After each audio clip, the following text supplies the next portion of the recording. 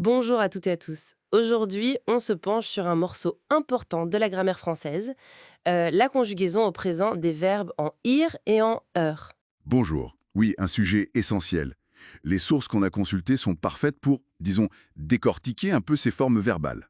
Elles peuvent parfois sembler un peu complexes. C'est ça. L'objectif, c'est de rendre tout ça plus clair, plus accessible, pour parler plus fluidement.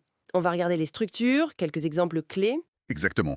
On va essayer de démystifier ça un peu. On va parler des verbes réguliers en ir, ceux du fameux deuxième groupe, puis des verbes en heure. qui sont souvent du troisième groupe, c'est ça. Voilà. Et on touchera aussi à quelques verbes en ir irréguliers qui sont très courants et appartiennent aussi au troisième groupe. Parfait. Alors, pour commencer, peut-être un petit rappel rapide sur ces fameux groupes de verbes. Le premier, le deuxième, le troisième. Oui, bonne idée. Alors, très vite. Le premier groupe, ce sont quasiment tous les verbes en ER, comme parler. Ils sont assez réguliers. Ok. Le deuxième groupe, ce sont certains verbes en IR, et on va voir comment les reconnaître.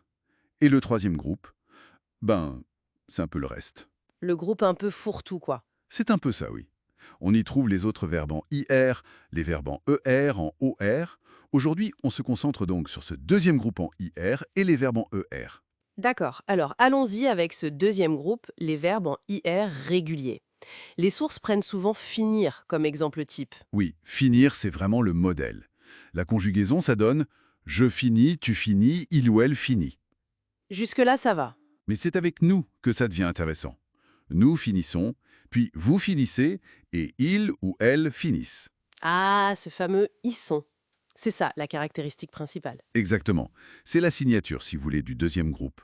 Si vous voyez un verbe en IR qui fait ils sont avec nous, c'est quasiment sûr qu'il est du deuxième groupe. Comme choisir, par exemple. Nous choisissons. Ou réussir. Nous réussissons. Tout à fait.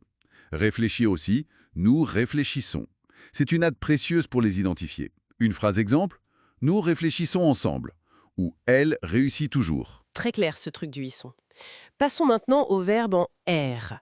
Là, on entre dans le troisième groupe, si j'ai bien suivi. C'est juste.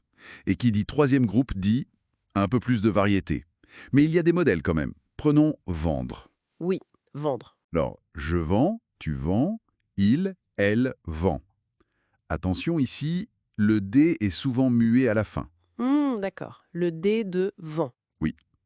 Puis, nous vendons, vous vendez, ils, elles vendent. Là, on entend bien le D. Ce D muet à la troisième personne du singulier, il faut y penser à l'oral. Ça concerne d'autres verbes comme attendre ou répondre aussi, j'imagine. Exactement. Le schéma des terminaisons S, S, T ou D muet, onze et en est commun à beaucoup de verbes en endre. Par exemple, il attend le bus ou tu réponds vite. C'est bon à savoir. Mais revenons une seconde au verbe en hier. On a vu finir et le deuxième groupe, mais vous avez dit qu'il y en avait d'autres des irréguliers dans le troisième groupe. Oui, absolument. Et c'est là qu'il faut être vigilant. Prenons partir. Ça se termine bien en hier, mais Mais, regardez la conjugaison. Je pars, tu pars, il, elle part. On n'a pas le is comme dans fini. ah oui, juste part. Et surtout, la forme clé, nous partons. Pas de sont ici. Ah, d'accord. C'est ça la différence principale. Nous partons, pas nous partissons. Voilà.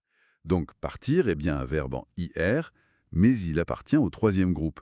Sa conjugaison est différente.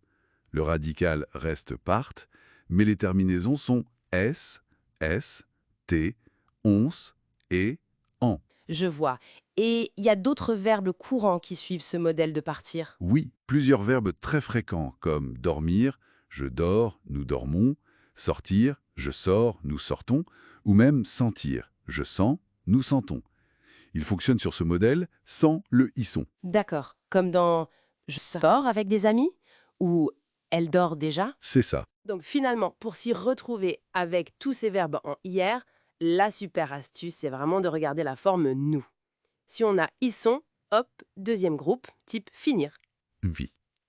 Si on n'a pas ils sont, comme pour partir, nous partons, alors là, c'est le troisième groupe et il faut apprendre sa conjugaison spécifique. C'est un excellent moyen mnémotechnique, oui. Ce sont, c'est un peu comme un interrupteur qui vous dit dans quelle catégorie classer le verbe. Ça simplifie pas mal. En fait, comprendre cette distinction entre les hier du deuxième groupe et ceux du troisième, plus les verbes en R, ça couvre une énorme partie des verbes qu'on utilise tous les jours, non? Ah oui, tout à fait. Ce sont des verbes fondamentaux. Les maîtriser, même juste au présent pour commencer, ça donne vraiment plus d'aisance et de précision quand on parle ou on écrit. Bon, c'est beaucoup plus clair maintenant. Pour conclure notre discussion, une petite question qui me vient en pensant à tout ça.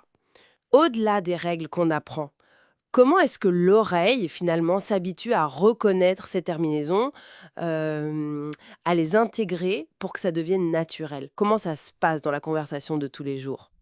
C'est une excellente question. Ça touche à l'acquisition implicite de la langue, par l'écoute, l'immersion. C'est peut-être ça la prochaine étape après avoir saisi les bases. Beaucoup écouter et pratiquer.